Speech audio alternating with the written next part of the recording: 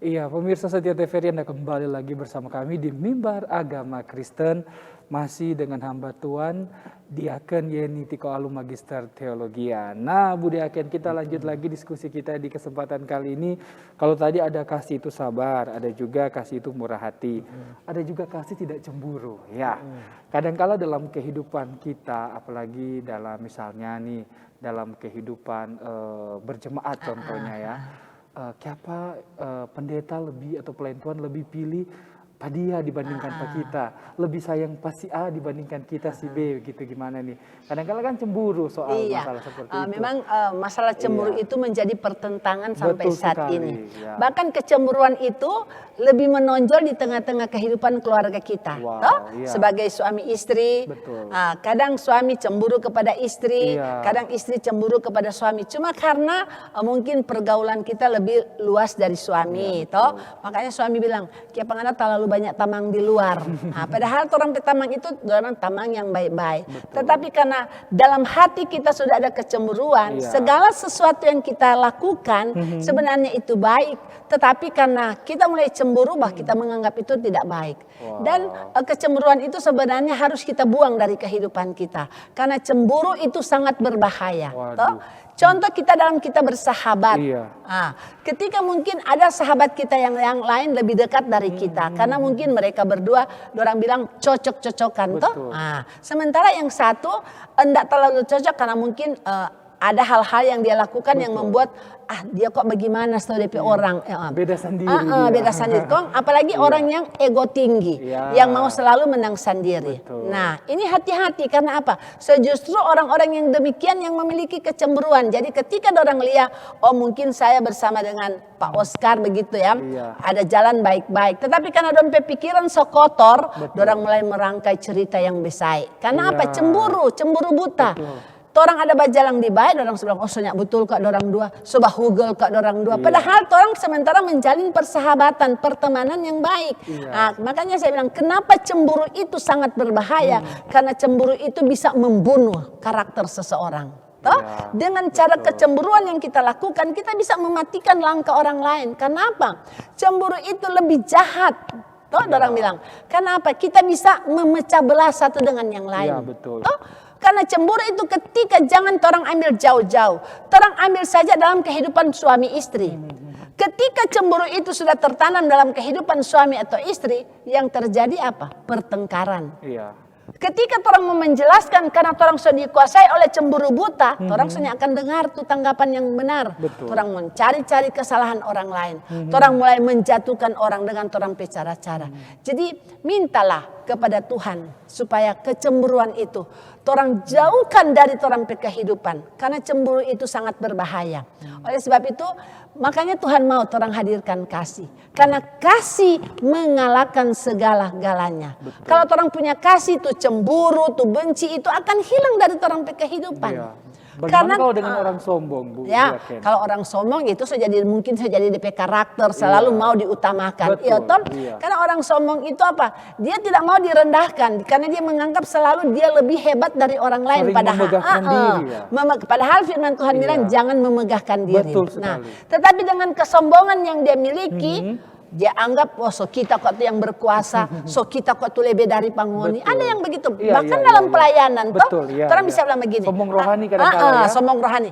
Kita kok lebih Tuhan pakai dari ngana, kita kok lebih punya karunia, kita bisa bernubuat karena tidak bisa bernubuat. Padahal Tuhan bilang sekalipun orang bisa berbahasa seperti bahasa malaikat, orang bisa bernubuat. Tapi kalau kasih itu tidak ada pada orang pediri, sama dengan apa? Gong yang gemerincing. Jadi sama dengan tong kosong berbunyi nyaring. Tetapi kadang-kala orang tidak pahami karena apa? Orang datang ke gereja, orang datang beribadah hanya sekedar show. Tapi kalau orang datang ke gereja benar-benar, orang fokus kepada firman Tuhan yang orang dengar, orang akan bilang, aduh iyo terima kasih ini firman Tuhan ada tegur pak kita. Tapi orang yang mudah tersinggung, sekalipun firman Tuhan itu yang dibentangkan itu bukan ditujukan kepada dia bilang, kita lagi tuh dia sesinggung. Padahal enggak. Akhirnya apa? Mereka memusuhi firman Tuhan. Dan orang yang berdosa bukan orang. Padahal firman Tuhan itu adalah pedang yang bermata dua. Karena firman Tuhan itu ditujukan kepada si pengkhotbah, baru kepada pendengar yang ada. Makanya segala sesuatu yang kita khotbahkan itu kita harus praktekkan dulu dalam terang kehidupan. Supaya apa? Tidak menjadi batu sandungan. Bagaimana dengan orang tipikalnya, kan firman tadi bilang tidak pemarah, tapi karakternya pemarah, mudah emosional, ya mudah terpancing, tersulut dengan amarah, gimana tuh Bu Diaken? Ya, memang sebagai orang kayak saya sendiri, sebelum saya bertobat saya memang adalah orang pemarah. Pokoknya tak salah sedikit, dia memang tapela besar, langsung tet. Tapi setelah orang tegur, orang begini, ngana terlalu darah tinggi tak salah sedikit pemarah begini. Kadang orang tidak bisa terima di situ, tapi ketika orang mulai renungkan, aduh iyo kote Kang, apa kote yang kita lakukan tadi salah. Makanya sebagai orang pemarah kita harus memiliki apa? Sadar diri. Kembali mengintrospeksi diri. Supaya orang tahu kita pemarah ini betul atau nyanda. Jangan orang memarah membabi buta. Orang tidak salah, orang marah terus akhirnya orang jadi bermusuhan dengan orang. Iya toh, marah pada tempatnya. Makanya orang harus selalu apa? Berkaca diri sendiri, berkaca pada kesalahan sendiri, jangan berkaca kepada kesalahan orang lain. Kalau kita berkaca pada kesalahan kita akan tahu, sampai di mana, apa yang kita lakukan. Maka kalau orang cuma lihat orang pesalah lebih besar, orangnya tidak dapat selesaikan. Kong selalu cuma cari-cari orang kesalahan. Baru mau bilang alasan, kita masih manusia lemah. Padahal sejadi orang pe karakter, makanya coba orang mulai redahkan tuh amarah itu. Jangan orang bilang secara instan, karena segala sesuatu tahap demi tahap harus orang lalui. Dan pada akhirnya saya juga mengaku saya dulu adalah seorang pemarah, seorang yang emosional, tapi lewat tuntunan Roh Kudus meminta selalu Tuhan menjamah, Tuhan pulihkan saya. Tuhan kikis semua itu yang tidak berkenan kepada saya. Apalagi ketika saya memberi diri untuk melayani, Tuhan bentuklah aku seturut kehendak-Mu. Pasti yakin dan percaya kita akan bisa kalau orang punya komitmen dengan Tuhan. Itu amarah itu akan jauh, dan biar orang-orang mau pancing ulang orang jadi amarah, katakan amin. Begitu supaya nyenak mau panjang. Kalau orang mau balas lagi pada orang 1 meter boleh jadi 10 meter. Betul ya. Minta kekuatan dari Tuhan. Minta kekuatan dari Tuhan. Setiap kepribadian, setiap perilaku yang tidak berkenan di hadapan Tuhan.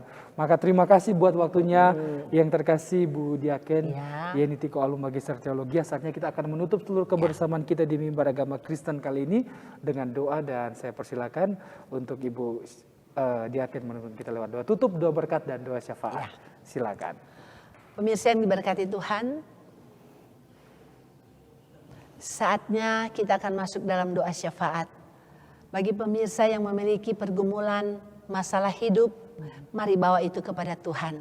Yakin dan percaya, setiap doa, setiap keluhan hati yang kita sampaikan kepada Tuhan akan sampai kepada Tuhan, dan pasti akan ada jawaban. Makanya kita jangan pernah berhenti berdoa, sekalipun masalah besar sementara mengintai kehidupan kita. Dan mungkin kita berkata, Tuhan, aku tidak mampu lagi. Tetapi di dalam Tuhan kita akan selalu dimampukan. Kita berdoa. Ya Tuhan, tidak ada Tuhan yang seperti Engkau. Engkaulah kekuatan kami, Engkaulah Tuhan satu-satunya yang kami sembah siang dan malam. Kalau kami boleh ada sampai saat ini ya Tuhan, kami masih diberikan nafas kehidupan, kami masih diberikan kesempatan untuk hidup. Mari Tuhan genggam tangan kami. Jangan biarkan kami berjalan sendiri. Karena ketika kami berjalan sendiri, kami jauh daripada Tuhan. Ada begitu banyak celah yang terbuka. Ada begitu banyak cara iblis yang akan merongrong kehidupan kami. Bahkan ada begitu banyak cara iblis yang mau menghancurkan kehidupan kami. Kami mengaku kami orang beriman ya Tuhan. Kami mengaku kami orang percaya, tetapi kadangkala Tuhan kami hidup tidak berkenan kepada Tuhan. Karena ada dosa yang mengikat kehidupan kami. Masih ada rantai-rantai dosa yang terus membelenggu kehidupan kami. Bebaskan dan lepaskan kami ya Tuhan. Dan sadarkan kami. Buka mata rohani kami. Untuk kami boleh berkaca dari kehidupan kami. Untuk kami boleh melihat setiap kesalahan kami, bukan melihat kesalahan orang lain. Agar kami mampu memperbaiki diri kami ya Tuhan. Karena kami tahu itu yang Tuhan kehendaki. Terlebih Tuhan ajarkan bagaimana kami bisa mengampuni satu dengan yang lain. Memang berat ya Tuhan. untuk memberikan pengampunan kepada orang-orang yang telah menyakiti kami. Terlalu sulit ya Tuhan untuk memaafkan ketika hati kami terus dilukai dengan cara mereka yang tidak berkenan. Tetapi apa artinya jika kami membalas kejahatan dengan kejahatan? Tidak akan ada penyelesaian. Tetapi ajar kami membawa kepadamu Tuhan. Meletakkan itu di hadapanmu Tuhan, supaya Tuhan sendiri yang beracara dan mengambil alih semua itu. Dan biarlah kami tetap berdoa bagi mereka. Mungkin apa yang mereka lakukan kepada kami semua itu mereka tidak sadari. Ampuni mereka ya Tuhan, sebagaimana Tuhan mengampuni kami. Terima kasih Bapak. Kami berdoa bagi keluarga Toar Pitoy, Om Asyul, yang saat ini sementara dirawat bahkan mengalami gangguan kesehatan. Ya Tuhan, Engkau jamah tubuhnya. Engkau sembuhkan dia, pulihkan dia di dalam nama Tuhan Yesus. Bahkan yang apa menjadi kerinduannya, di usia yang sudah lansia, Tuhan nyatakan dan Tuhan berikan dia damai sejahtera. Menjalani hari-hari hidup di masa tuanya. Biarlah sampai masa putih Tuhan tetap menggendong dia. Kami berdoa bagi saudara-saudara kami, bahkan jemaat kami, teman sahabat kami, yang saat ini mungkin dalam pergumulan, dalam tantangan, badai sementara menghantam hidup mereka. Tuhan hentikan badai itu. Dan biarlah mereka tetap yakin dan percaya. Ketika mereka datang kepada Tuhan, meletakkan semua itu kepada Tuhan, maka Tuhan akan turun tangan, melepaskan mereka, membebaskan mereka. Terpujilah namamu ya Bapa. Kami berdoa bagi bangsa dan pemerintah kami. Kedamaian kerukunan tercipta bagi kami semua ya Tuhan. Biarlah negara kami tetap aman dan damai. Saling bergandengan tangan satu dengan yang lain. Terlebih khusus bagi para hamba-hamba Tuhan yang ada. Gereja-gereja Tuhan yang ada. Terus memandangkan kebenaran ya Tuhan. Harga gereja Tuhan semakin nyata menjadi saksi di tengah-tengah dunia ini. Dan kami pun sebagai hamba-hambamu akan menjadi terang di tengah-tengah kegelapan yang ada. Terima kasih Bapa, memberkati Kepala Stasiun Televisi Republik Indonesia Stasiun Sulawesi Utara, para karyawan-karyawati yang ada, kru-kru yang bekerja senantiasa Tuhan, demi kemajuan televisi yang ada. Tuhan berikan mereka hikmat pengetahuan yang daripadamu. Bahkan Tuhan terus berikan mereka kesabaran. Karena apa yang mereka kerjakan kadangkala mendatangkan tantangan bagi mereka. Tetapi kami percaya mereka semua adalah pilihan Tuhan. Yang Tuhan pakai sesuai dengan talenta dan karunia yang ada. Terima kasih Bapa. Biarlah kasih Tuhan akan selalu menjadi bagian kami. Berdoa kami bagi jemaat Gemim Anugerah Langowan. Diberkatilah mereka. Bahkan ketua jemaat kami, Ibu Pendeta Evi Desi Wuungan Muaya, Master Teologia. Bapak Pendeta Anggi Alau Sagai, Sarjana Teologia. Bahkan semua pelayan khusus yang ada.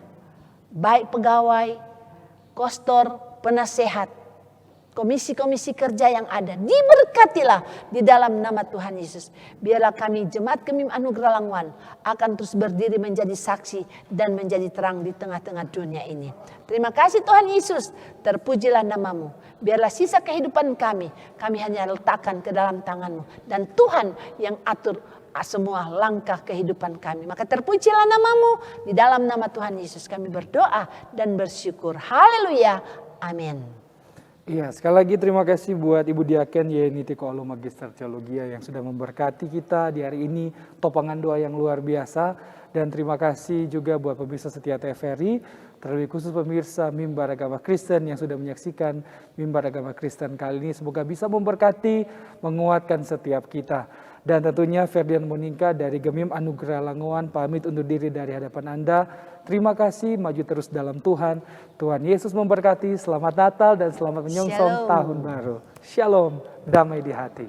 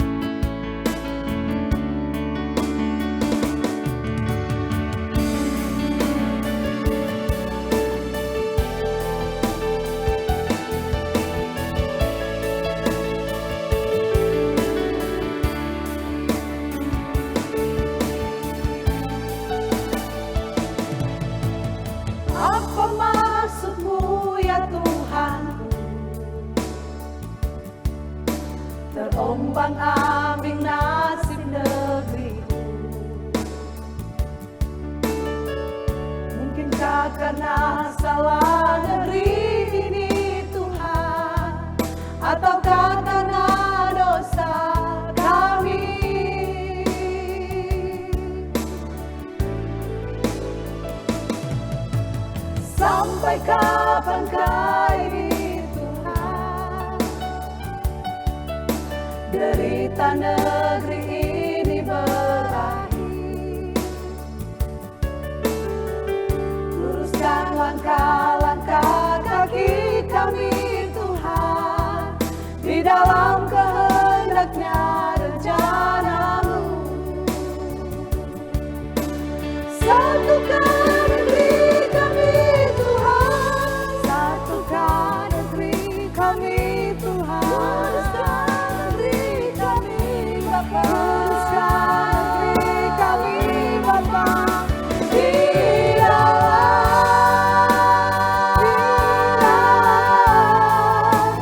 kasih sayang-Mu,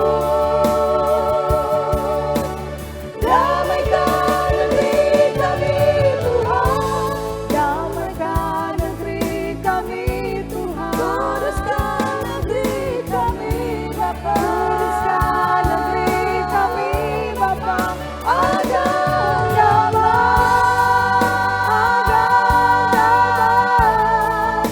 satu dalam kasih.